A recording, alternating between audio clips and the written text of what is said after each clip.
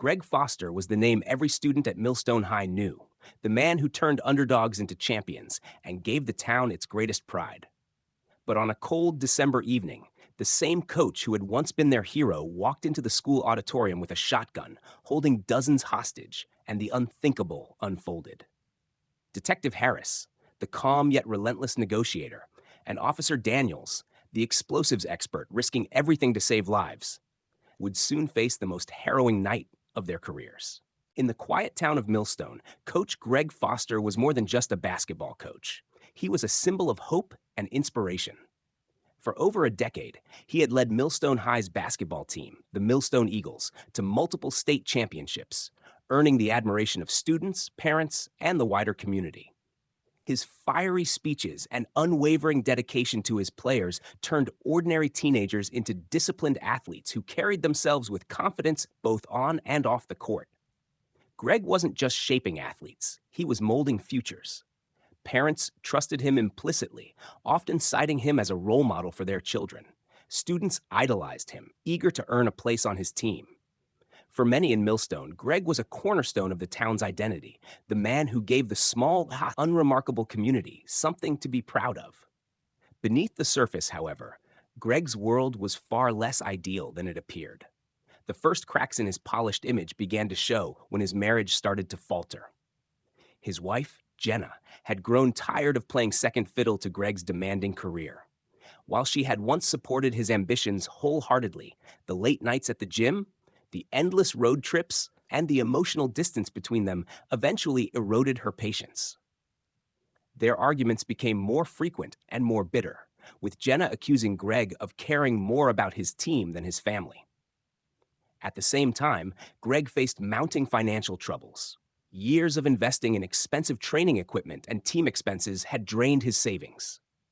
He often paid out of pocket for players who couldn't afford new shoes or travel costs, seeing it as his duty to support the kids who depended on him. But as the bills piled up and the sponsorships dwindled, Greg found himself on the brink of financial ruin.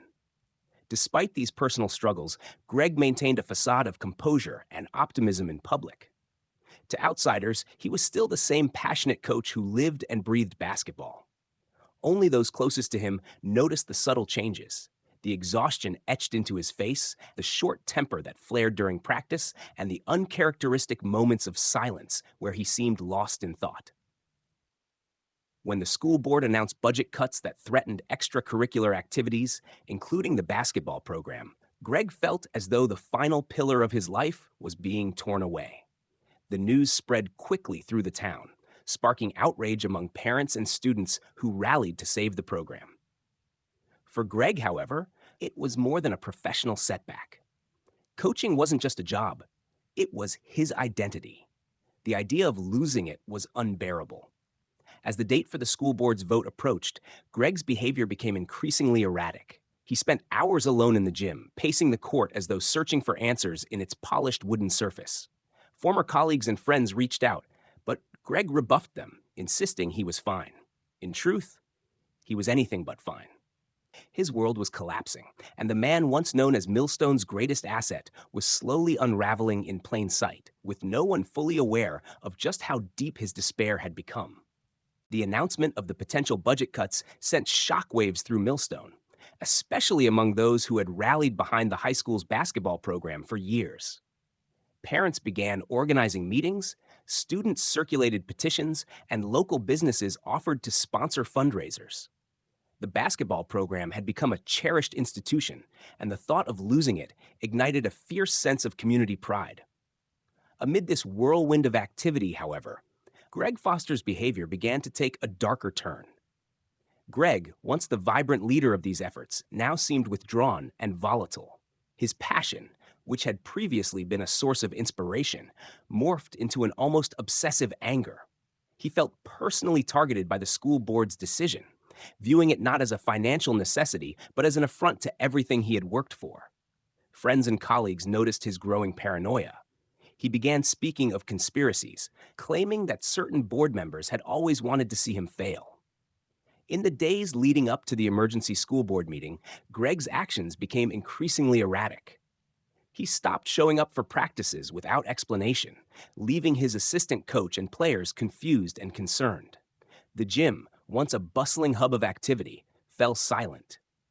Greg, however, could still be found there late at night, pacing the sidelines and muttering to himself as though rehearsing an invisible argument.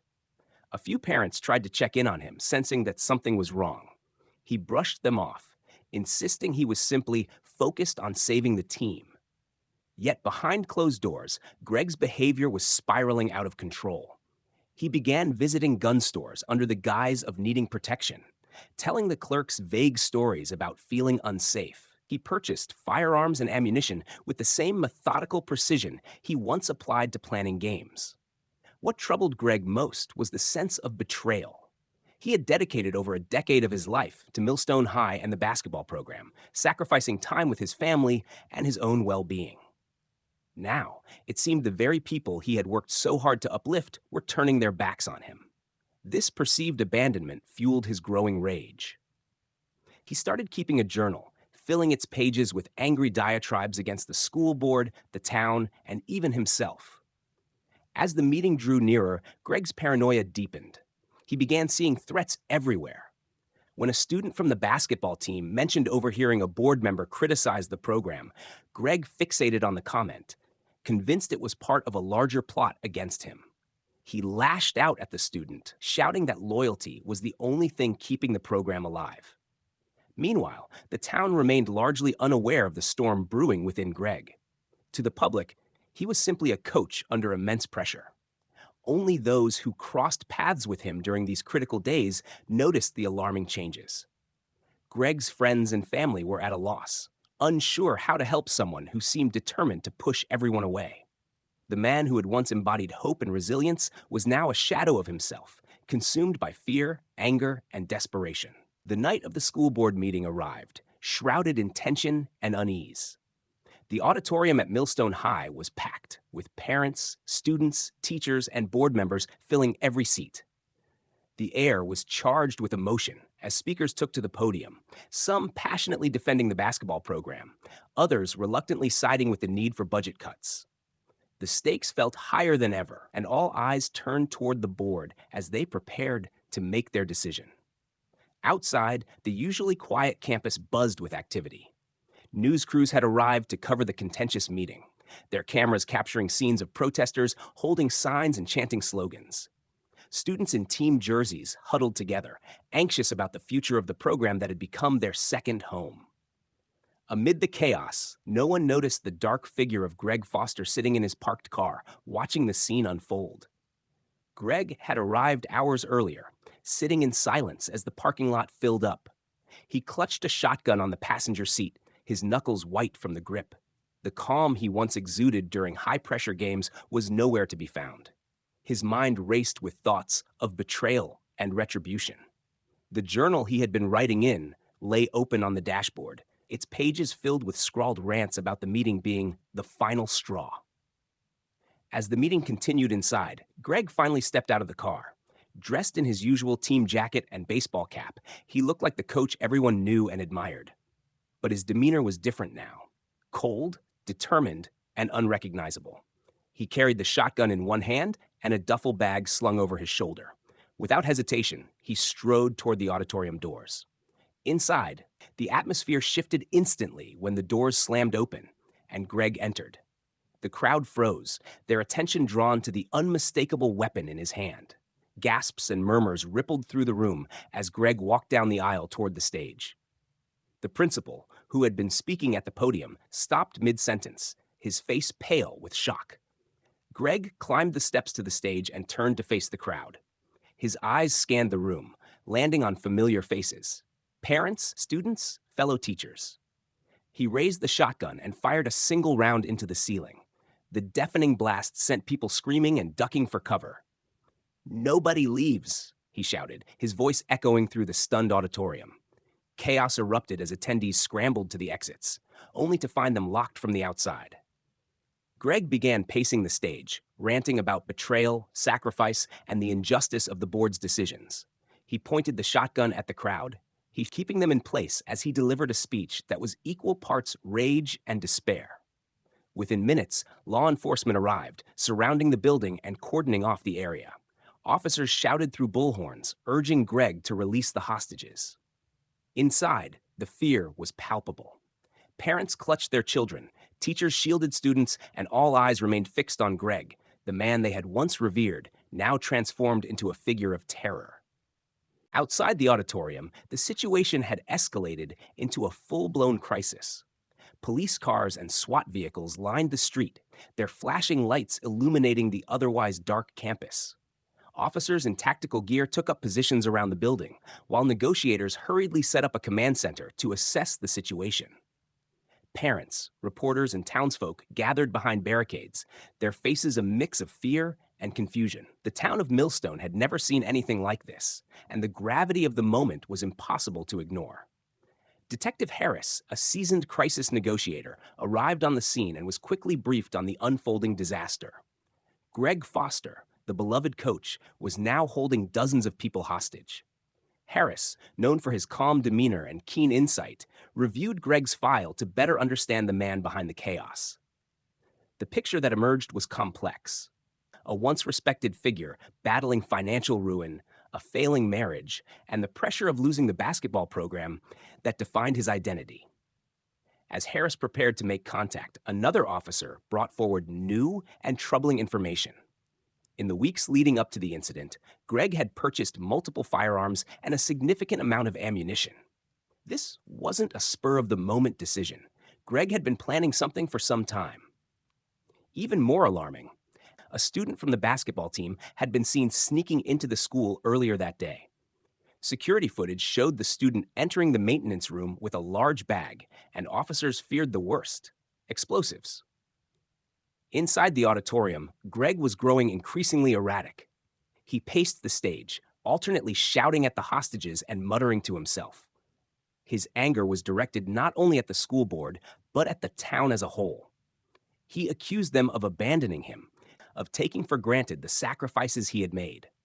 The crowd watched in silent terror, afraid that any sudden movement might set him off. Outside, Harris finally established contact with Greg through a phone line set up by the SWAT team. He spoke calmly, addressing Greg by name and attempting to build rapport. Harris acknowledged Greg's frustrations, validating his feelings without condoning his actions. For a moment, it seemed to work. Greg began to talk, his voice trembling as he recounted years of perceived slights and sacrifices that had gone unnoticed. But the situation took a darker turn when Greg revealed he wasn't acting alone. "You think you can stop me?" he shouted into the phone. "You don't even know what's coming." Harris pressed him for details, but Greg refused to elaborate. Meanwhile, officers discovered evidence confirming their worst fears. The student in the security footage had planted homemade explosives backstage, rigged to detonate if law enforcement attempted to storm the auditorium. The SWAT team now faced a dual crisis. They needed to disarm the explosives without alerting Greg while continuing to negotiate for the hostages' release. The clock was ticking, and every second brought them closer to a potential catastrophe. Harris, determined to avoid bloodshed, doubled down on his efforts to keep Greg talking, hoping to buy enough time for the team to act. Outside, the tension was unbearable, with the fate of the hostages hanging in the balance. The atmosphere around Millstone High was thick with tension as the SWAT team finalized their plan. Time was running out, and every decision carried enormous stakes. Officer Daniels, a veteran explosives expert, volunteered to enter the maintenance room and disarm the bombs. The task was perilous. Not only was the auditorium under Greg Foster's watchful eye, but the explosives themselves were crude and unpredictable. One wrong move could trigger a disaster. Inside the command center, Detective Harris maintained his focus on Greg. The negotiator's voice was calm and steady, probing Greg's thoughts while trying to keep him distracted. Greg ranted about betrayal, claiming he was the only one who truly cared about the students. His voice alternated between anger and despair, his words tumbling out in an incoherent stream of grievances. To Harris, it was clear that Greg was at a breaking point. Meanwhile, Daniels carefully navigated the dimly lit maintenance room, where wires and small devices were hidden among cleaning supplies and storage boxes. The student accomplice, who had been apprehended outside the school earlier, provided limited information about the setup, claiming Greg had manipulated him into helping. Daniels knew he had to work quickly but cautiously. Every moment spent defusing the explosives was a moment the hostages remained in danger.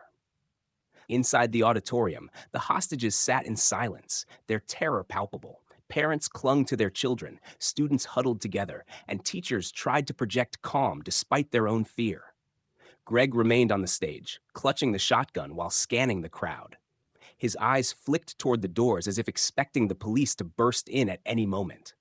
The sound of Detective Harris's voice on the phone provided a tenuous tether to reality, but the weight of Greg's actions was visibly crushing him. Suddenly, Greg's demeanor shifted. He seemed to sense that something was amiss. His pacing grew frantic, and his shouts became more erratic. "You think you can stop me?" he bellowed, his voice echoing through the auditorium. The hostages flinched as Greg pointed the shotgun toward the crowd, his finger twitching near the trigger. At that moment, Daniels successfully disarmed the final explosive. He radioed the command center, signaling that the immediate threat of detonation had been neutralized. The SWAT team prepared to storm the auditorium, but Harris urged them to wait. He was determined to de-escalate the situation without loss of life. Harris resumed speaking to Greg, his tone unwavering. He appealed to Greg's love for his players, reminding him of the positive impact he had made over the years. For a brief moment, Greg hesitated, lowering the shotgun slightly, as if considering Harris's words. But then, as the weight of his actions fully registered, Greg's expression changed. Before anyone could intervene, Greg raised the shotgun and turned it on himself. The sound of the gunshot reverberated through the auditorium, silencing the chaos in an instant. The hostages screamed, their relief at being saved mixed with the horror of what they had witnessed. In the aftermath, law enforcement secured the building and escorted the shaken hostages to safety. Investigators pieced together the tragic story of Greg Foster, a man consumed by despair and resentment. His manifesto, recovered from his car, revealed a haunting portrait of someone who felt abandoned by the very community he had once inspired. The student accomplice, whose involvement was driven by fear and manipulation, expressed deep remorse. He cooperated fully with the investigation, shedding light on Greg's troubled state of mind in the weeks leading up to the incident. For Millstone, the events of that night would leave a permanent scar. The town mourned the loss of innocence and grappled with the complex legacy of Greg Foster. While he was remembered as a passionate coach who had shaped the lives of many, his final act served as a grim reminder of the dangers of unchecked mental health struggles and the consequences of a system that failed to intervene in time. In the years that followed, Millstone High instituted programs to address mental health and conflict resolution, ensuring that no one else would ever feel as isolated and desperate as Greg had. But for those who had been in the auditorium that night, the memories remained vivid, a sobering reminder of how quickly a hero can fall and how tragedy can erupt in the unlikeliest of places.